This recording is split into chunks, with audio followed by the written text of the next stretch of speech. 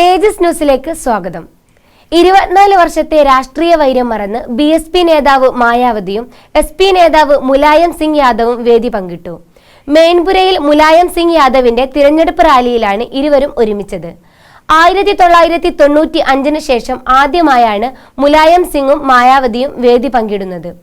ഇരുവരെയും കൂടാതെ അഖിലേഷ് യാദവ്, RLD നേതാവ് അജിത് സിംഗ് എന്നിവരും റാലിയിൽ അണിനിരന്നു. മെയിൻപുരയിൽ നിന്നും തുടർച്ചയായി ലോക്സഭയിലേക്ക് ജയിച്ചു വരുന്ന നേതാവാണ് മുലായം സിംഗ്. ഇവിടെ കോൺഗ്രസ് സ്ഥാനാർത്ഥിയെ നിർത്തിയിട്ടില്ല.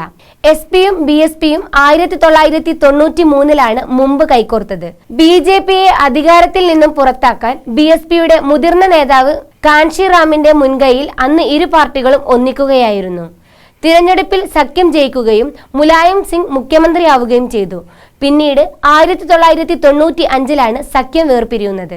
SP നേതാക്കളും പ്രവർത്തകരും മായാവതിയുടെ ഗസ്റ്റ് ഹൗസ് ആക്രമിച്ചതാണ് ബന്ധം വേർപിരിയുന്നതിന് കാരണമായത്. പിന്നീട് BJP പിന്തുണയോടെ മായാവതി മുഖ്യമന്ത്രിയായി. ലോക്സഭാ നിയമസഭാ തിരഞ്ഞെടുപ്പുകളിൽ വമ്പൻ തോൽവിക്ക് ശേഷമാണ് ഇരു പാർട്ടികളും സഖ്യസാധ്യതയെക്കുറിച്ച് ആലോചിച്ചത്. മുലായം സിംഗ് യഥാർത്ഥ പിന്നോക്കക്കാരനാണെന്നും നരേന്ദ്രമോദി വ്യാജ പിന്നോക്ക നേതാവാണെന്നും റാലിയിൽ സംസാരിക്കവേ മായാവതി പറഞ്ഞു. അതേസമയം തനിക്ക് വോട്ട് അഭ്യർത്ഥിക്കാൻ മായാവതി എത്തിയതിലും മായാവതിക്കൊപ്പം ഒരുമിച്ച് യോഗത്തിൽ പങ്കെടുക്കാൻ കഴിഞ്ഞതിലും സന്തോഷമുണ്ടെന്ന് മുലായം സിംഗ് പറഞ്ഞു. ഉത്തർപ്രദേശിൽ SP, BSP, RLD ഉൾപ്പെടുന്ന മഹാസഖ്യമാണ് ലോക്സഭാ തിരഞ്ഞെടുപ്പിൽ BJP-യെ നേരിടുന്നത്. അമേഠിയിലും റായ്ബറയിലും ഒഴികെ ഉത്തർപ്രദേശിൽ ആകെയുള്ള 80 സീറ്റിൽ 78 മഹാസഖ്യം സ്ഥാനാർത്ഥികളെ നിർത്തുന്നുണ്ട്. നാഷണൽ ഡെസ്ക്, തേജസ് ന്യൂസ്.